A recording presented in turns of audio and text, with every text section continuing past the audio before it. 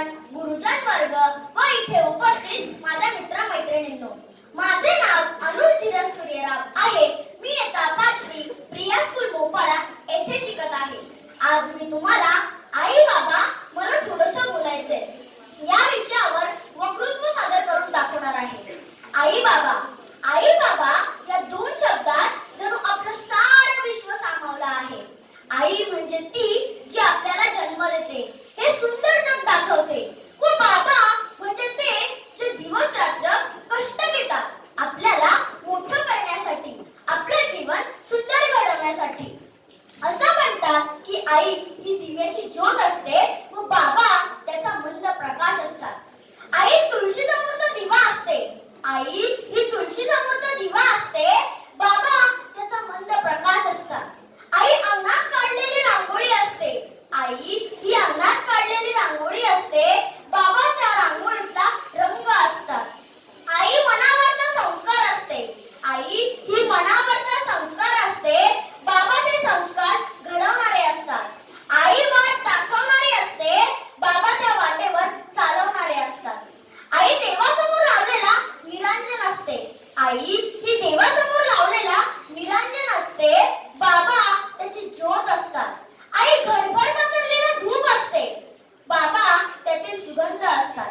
हे सारं खरं आहे, पण आई बाबा तुमच्याकडे वेळ आहे का हो माझ्यासाठी? म्हणूनच आई बाबा आज मला थोडंसं बोलायचंय. खरं सांगू का, हल्ली मला जाणवायला लागलंय की माझ्यापेक्षा तुम्हाला तुमचं मोबाईलच जवळचं वाटतंय की काय. कधी कधी तर मला असं वाटतं की आपण मोबाईल असतो तर किती बरं झालं असतं, निदान तुमच्या बरोबर राहता तरी आलं असतं ना. आई बाबा तुम्हाला आठवतंय का, माझं लहानपण किती छान होतं. तेव्हा तुम्ही माझ्या बरोबर सतत असायचा, माझ्या बरोबर खेळायचा. आई तुला आठवतंय का, तू मला चिव पावचा म्हणून घास भरवायची, पण जर तसं मी मोठा होतोय तसं मला भीती वाटतेय की तुम्ही माझ्यापासून दूर जाल की काय. आई बाबा मला माफ करा, मी असं बोलतोय, पण मला तुमच्याशी खूप गप्पा मारायच्या असतात, तुमच्याशी बोलायचं असतं.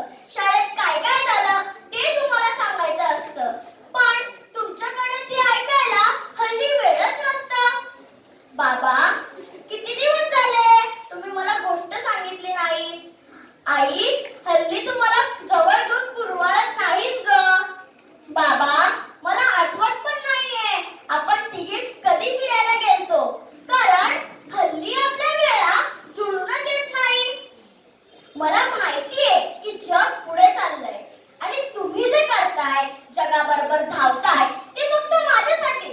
पण तुम्ही कधीतरी मला विचारा की नेमकं मला काय हवंय.